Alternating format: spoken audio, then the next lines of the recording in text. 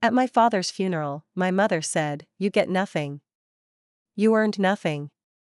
My sister laughed, "You always were the maid, not family." I left in tears. A week later, I found a sealed letter under my bedroom floorboard. It had his last words meant only for me. My 39F dad passed away recently, and at his funeral, my mother, 63F, and sister, 37F, basically humiliated me in front of everyone, saying I earned nothing and was just the maid of the family. I left the funeral devastated. A week later, while packing my old things at the family house, I found a hidden letter from my father under the floorboards of my old bedroom. It completely changed everything I thought I knew about my family and about myself. When my father died, it felt like a part of the world tilted off its axis.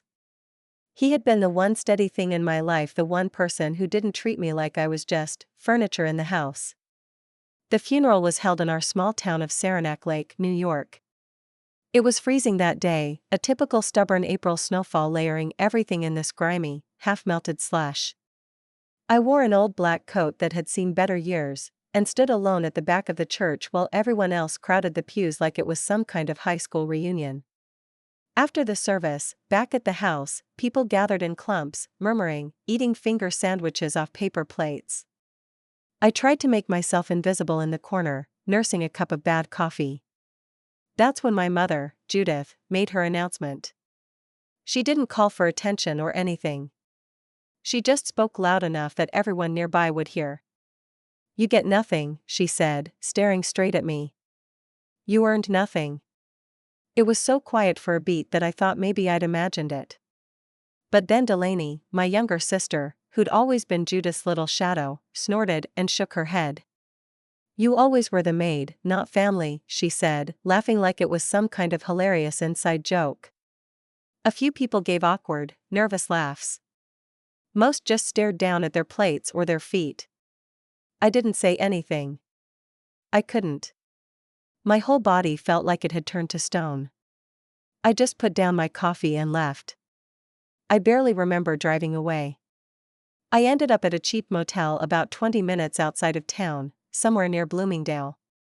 I stayed there for the next week, too ashamed and angry and heartbroken to even think about going back to the house.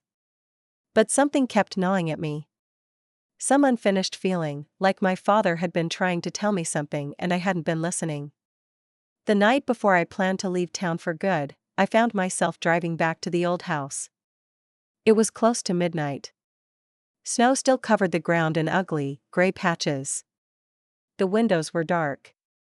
I still had my key. I slipped inside and went up to my old bedroom. It was exactly the way I remembered it: faded floral wallpaper, a creaky twin bed, old posters on the wall. It smelled faintly of dust and wood polish. I sat down on the floor and leaned back against the radiator, just trying to feel something familiar. That's when my hand brushed a loose floorboard.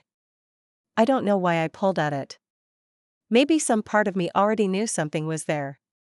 Underneath the board, wrapped in an old plastic bag, was a thick envelope. My name was written across it in my dad's shaky handwriting. I opened it with trembling fingers. Inside was a letter. In it, Dad explained everything: how he'd seen the way Mom and Delaney treated me, how he regretted not standing up more. He said he knew I was the only one who had truly loved him without asking for anything in return. He told me he had changed his will before he got sick. Everything: our family home, his savings, the land up by Moose Pond, it was all left to me. He had set up a trust account under the care of an old family lawyer, Mr. Wallace. Nobody else knew. In his words, "You were the heart of this family, even when they tried to push you out. You deserve everything. Live your life. Be free." I couldn't stop crying. It felt like hearing his voice one last time. The next morning, I contacted Mr. Wallace. It was real. The will had been legally updated years ago, airtight. My mother and Delaney had no idea. When I officially claimed the estate, all heck broke loose. Judith tried to contest the will immediately, but there was nothing she could do. Dad had taken every precaution. Witnesses, notarizations, backups. Delaney sent me the ugliest messages you can imagine. She called me a thief, a backstabber, accused me of manipulating Dad while he was sick. She even hinted at taking me to court. But again, nothing she could do. The law was clear. I didn't respond to any of it. I sold the house. I donated half the money to the local youth shelter that Dad used to support quietly. With the rest, I bought a small cottage out near Lake Placid. It wasn't fancy. But it was mine. Every chipped tile, every squeaky door was mine. At first, it was hard to shake the old habits, apologizing when I made noise, flinching at sudden movements. Years of living under Judith's thumb don't disappear overnight. But every day, it got a little easier. I got a job part-time at the Wild Center, leading kids on nature walks and talking about conservation. I enrolled in night classes at SUNY Plattsburgh to finally finish my degree. I made friends. Real ones. People who didn't expect anything from me except my company. About a year after Dad died, I found another letter hidden in an old toolbox he'd left behind. Shorter this time, but it hit me even harder. "Being kind in a cruel world is an act of rebellion," he wrote. "Don't ever lose that, Marissa. It's your superpower." I framed that letter and hung it above my kitchen table. 3 years later, I graduated with my degree. I was 43 years old, standing there in a rented cap and gown, while teenagers around me celebrated with their proud parents. I stood alone. But not really. I felt Dad there with me, steady as always. I ended up getting a full-time job with the New York State Department of Environmental Conservation. It wasn't glamorous work, but it mattered. I kept building a life one piece at a time. The last time I heard from Delaney was 2 years ago. She sent me a wedding invitation out of nowhere. Apparently she was marrying some rich guy from Montreal. The invitation was worded like it was obvious I would come, like there was no bad blood. I threw it in the trash. Instead, I spent that weekend repainting the front porch, planting wildflowers by the lake. I didn't feel angry anymore. Just free. I didn't need them to acknowledge my worth. I didn't need their love, or their apologies. I had survived without it for so long that their absence was no longer a wound, it was a gift. Now, most evenings, I sit by the water and watch the sun dip below the pines. I talk to Dad sometimes, telling him about my day, about the funny things the kids at the Wild Center said, about how the trout are biting earlier this year. I know he would be proud. I still find pieces of him sometimes. An old photograph tucked into a book. A sweater he wore on camping trips, still carrying the faintest scent of pine. Each time, it reminds me, love doesn't die. It just changes shape. And sometimes, surviving is the best revenge of all. Some days, when the weather is good, I take my kayak out onto Lake Placid. I paddle along the shoreline where the trees lean in over the water like old friends. It's peaceful out there in a way that's hard to explain unless you've lived most of your life with your shoulders up around your ears. I sometimes pass by big houses, vacation homes owned by people who come up from the city during the summer. Shiny boats, perfect lawns. A few years ago, I might have felt a pang of jealousy. Now I just feel a strange kind of pity. I know what it's like to look perfect on the outside and be hollow inside. Sometimes I see families gathered on their docks, laughing together. Once in a while it stings, but more often it doesn't. I think about the family I lost and realize, it's not really a loss when they never truly loved you to begin with. It's a release. A few months ago, I ran into one of the old neighbors from our street, Mrs. Keating, who used to live 3 houses down when I was a kid. She was at the farmer's market, trying to haggle down a basket of blueberries. She recognized me instantly. "Marissa Weller," she said, grabbing my hand. "You're the spitting image of your father." It caught me off guard. I think it's the first time anyone has ever said that to me. Usually, people said I looked like Judith. Cold. Controlled. We chatted for a bit. She told me that after Dad died, people in town had started to talk more openly about how he was treated. About how Judith and Delaney had used him, resented him, controlled every narrative. You were always the good one, Mrs. Keating said, squeezing my hand. Everyone saw it. Even if we didn't say anything back then. We saw it. It shook me more than I expected. I'd spent so many years thinking I was invisible. It turned out people had seen me, they were just too cowardly or caught up in their own lives to intervene. Later that night, I thought about Mrs. Keating's words. They didn't erase the pain, but they did shift something inside me. Maybe it wasn't my fault after all. Maybe surviving all of it wasn't just luck, it was a kind of stubborn grace. Last winter was cruel. February brought ice storms that left the trees bowing low to the ground, heavy with glassy armor. One morning I woke up and the power was out. I bundled up in every sweater I owned, made a fire in the wood stove, and spent the day wrapped in old quilts, rereading my father's letters. It sounds lonely, but it wasn't. It was peaceful. I realized I didn't miss the chaos. I didn't miss having to tiptoe through my own life, trying not to upset the people who claimed to love me. In a strange way, the loneliness felt cleaner than the company I used to keep. This spring, I decided to do something I had always wanted but had never dared. I started writing my own book. It's not a memoir exactly. It's more like a collection of essays about survival, about finding yourself when everything you were taught about love and family turns out to be wrong. I write in the mornings, sitting at the old kitchen table, with the big window open to let in the sound of the water. It's hard work. Some days, I stare at the screen for hours, wrestling with words. Other days, they pour out like a flood. There are parts one can't write about yet. Parts that still hurt too much. But every chapter feels like laying down another stone on the path away from who they wanted me to be and toward who I really am. A few weeks ago, I got another letter in the mail. This one was from a law firm in Montreal. At first, I thought it was junk mail. But then I saw Delaney's name on the letterhead. Apparently, she and her husband are getting divorced. Messy. She's trying to claim assets that were frozen under his family trust. She's asking for character witnesses to vouch for her role as a devoted wife. She listed me as a potential reference. I laughed when I saw it. Full, real laughter. The kind that shakes your whole body and leaves you breathless. The idea that after everything, after the years of cruelty and silence and betrayal, she thought I would come to her rescue was almost funny. I didn't respond. I didn't even think about it for more than a minute or two. Instead, I went out and dug a new vegetable garden behind the cottage. Planted tomatoes, cucumbers, a few rows of lettuce. My hands were covered in dirt, the sun on my back, the birds chattering in the trees.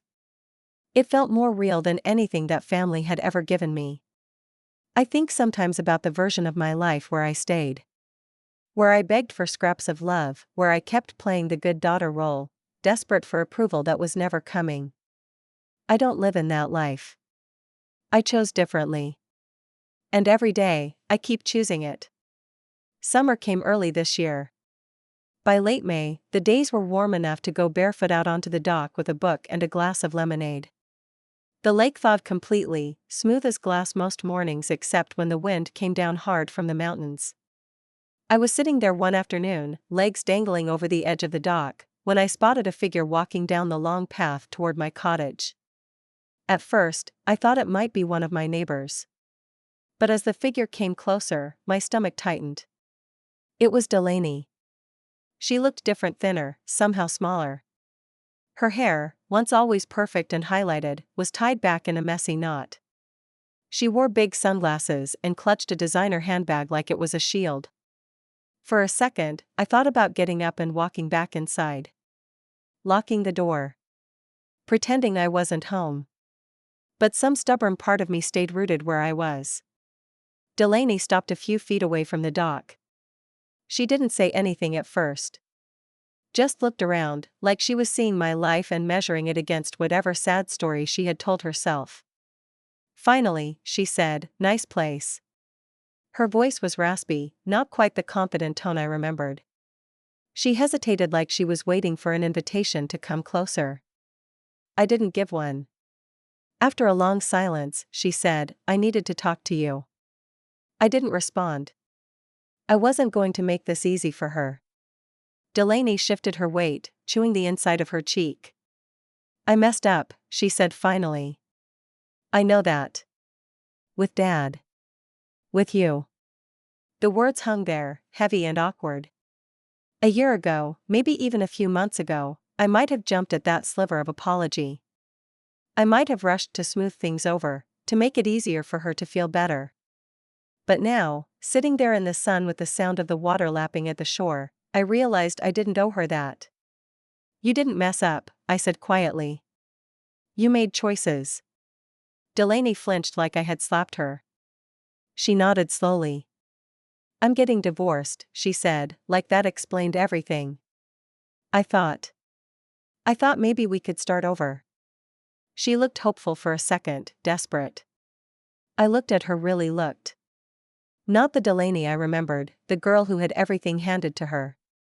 Not the sister who had laughed when Mom told me I was nothing. Just a woman standing in the wreckage of her own making. I realized I didn't hate her. I just didn't have room for her in my life anymore. I stood up, brushing off my jeans. I hope you find what you're looking for, I said.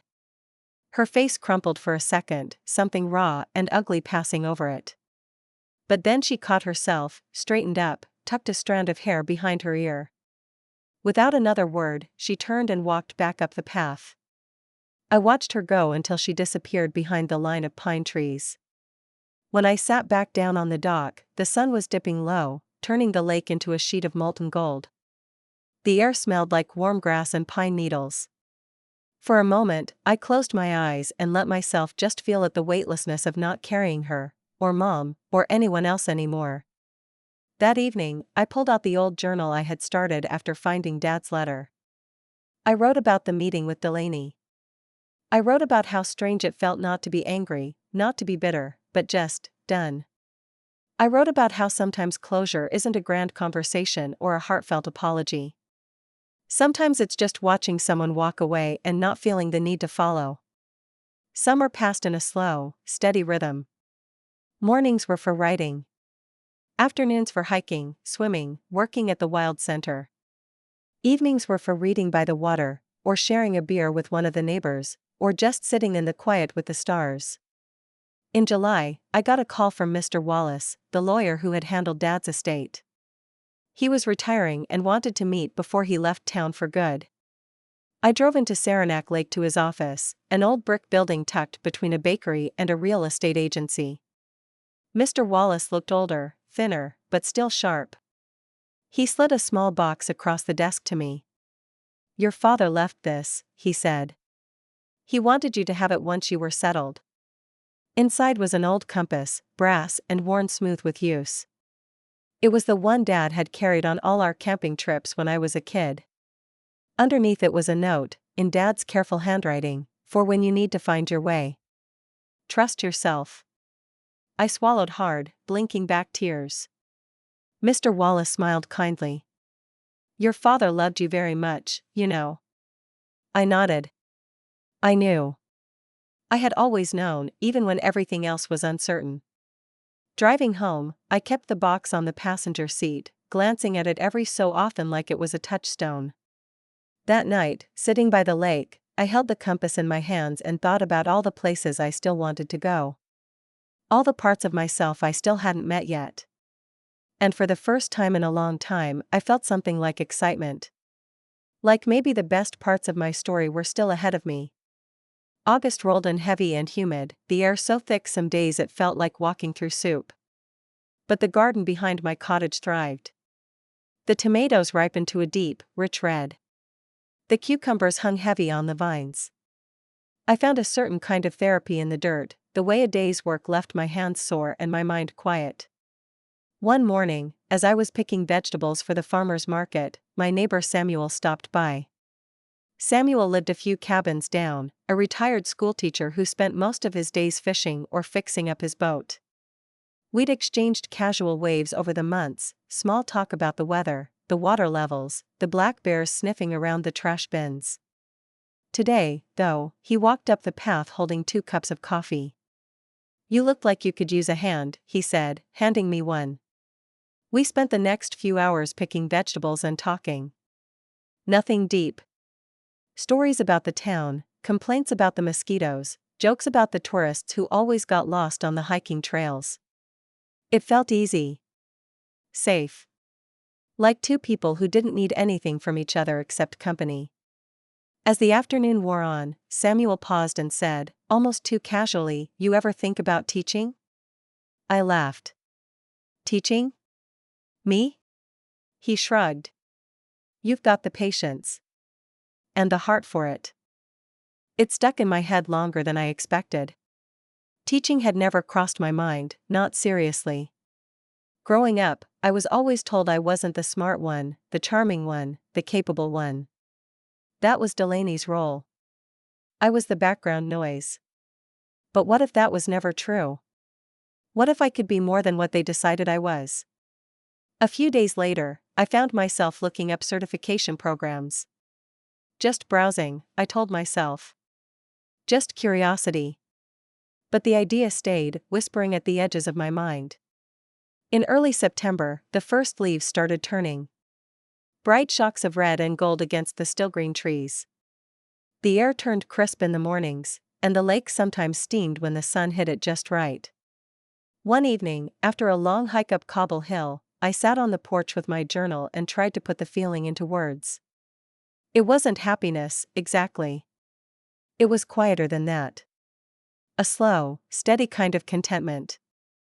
The kind you build, plank by plank, when nobody's watching. When you realize you don't have to perform for love anymore. Sometimes memories still came uninvited. A flash of Delaney laughing at me, or Mom's voice sharp with disapproval. For a long time, I used to try to shove those memories away, to pretend they weren't there. Now I just let them pass through. Like weather. One rainy afternoon, while reorganizing my little living room, I found an old photo album buried in a box of books. It was one of the few things I'd salvaged from the house before selling it. I sat down on the floor, flipping through the pages. There were the usual family shots: birthday parties, Christmas mornings, vacations. In every photo, Judith and Delaney shone front and center. Dad always off to the side, smiling quietly.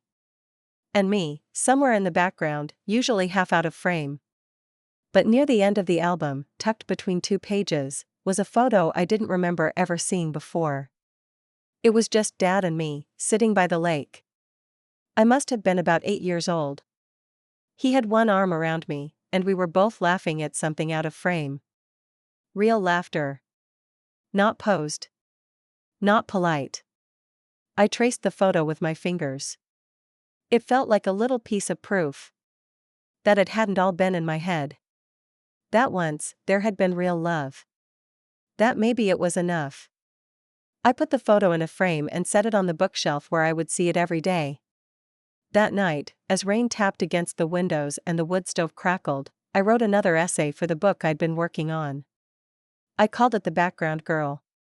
It was about growing up invisible, about learning that being overlooked didn't mean you didn't matter. It was about choosing, over and over again, to believe in your own worth even when no one else seemed to see it. It was the easiest thing I had written in months.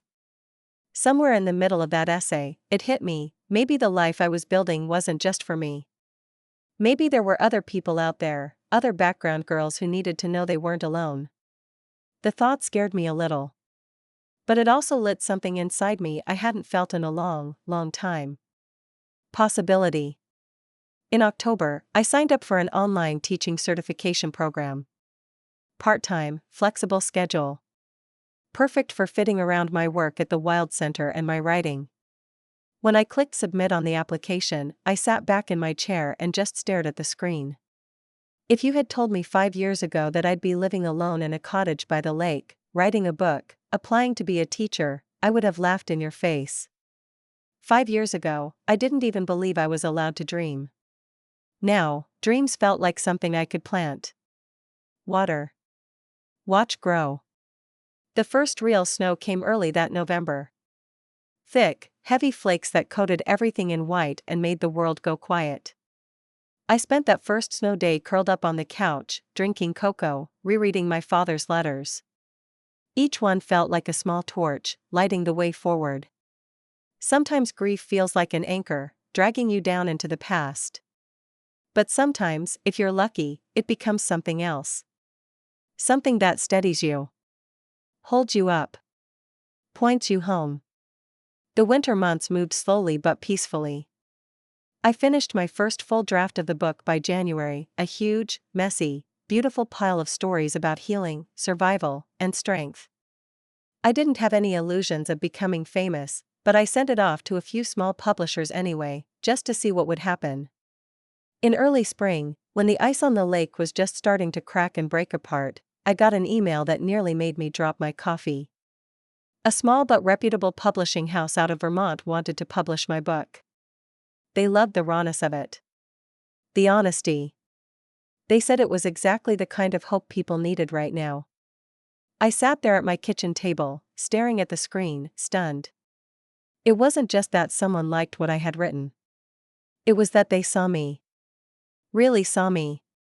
When the news started to ripple through the small community around Saranac Lake and Lake Placid, a few local papers picked up the story. Local woman's story of survival to be published nationwide, the headline said. It was surreal. I tried not to think about Delaney or Judith, but word travels fast in small towns. About a month after the news went public, I got a message through Facebook. It was from Delaney. She congratulated me in the stiffest, most passive-aggressive way imaginable and then asked if I would consider meeting up to talk about how we could both benefit from this opportunity. The nerve. She didn't see the book as my story. She saw it as a new ladder she could climb. I didn't respond. I didn't block her either. Some part of me wanted her to see me shining without her. To sit with her own choices. Shortly after, a woman named Karen Reed, who had been a friend of my mother's back in the day, wrote a passive-aggressive public post on Facebook, claiming she knew the real story and that some people rewrite history for profit. People in town saw right through it. Mrs. Keating, bless her, commented directly under the post, "Funny, I remember who was there, and it wasn't you." A dozen more people chimed in. Some from the church, some old neighbors. They defended me, without me asking, without me needing to lift a finger. It was better than any revenge I could have orchestrated myself. The more Delaney and the old family cronies tried to muddy the waters, the more isolated they became. People didn't want to be associated with that bitterness anymore. The world kept turning, and they stayed stuck. Meanwhile, my world kept growing. I got invitations to speak at local book clubs, then libraries, then even small universities. I started doing workshops on resilience and storytelling. Each time I stood in front of a group of strangers and told my truth, the scar tissue in my heart softened just a little more. The final piece of closure came that fall. I was asked to do a reading at the Saranac Lake Town Hall, the same building where my mother used to host her charity luncheons, back when appearances mattered more than kindness. When I walked up to the podium, the room was packed. Friends, neighbors, teachers who had known my father. Some people I barely recognized but who smiled warmly when I caught their eye. In the back of the room, standing awkwardly by the door, was Delaney. She wore a tight smile and clutched her purse so hard her knuckles were white. I looked right at her. And then I turned my gaze to the audience, the people who mattered, and I read a passage from my book. It was about forgiveness. Not the kind you give because someone asked for it. The kind you give because you deserve to put the weight down. When I finished, the room erupted in applause. Some people stood up. Delaney slipped out before I even stepped down from the podium. I didn't chase her. I didn't think about her after she disappeared. Instead, I spent the evening shaking hands, signing copies of my book, hearing story after story from strangers about their own battles, their own survival. It felt like coming full circle, not winning by hurting the people who hurt me, but by building a life so full, so rich, so real that their cruelty shriveled into something small and powerless. That night, sitting by the water under a sky full of stars, I thought about my father. About how he had loved quietly, steadfastly, without needing credit. I finally understood. The best revenge isn't proving someone wrong. The best revenge is proving to yourself that you were right all along. That you were worthy. That you were enough. That you always had been.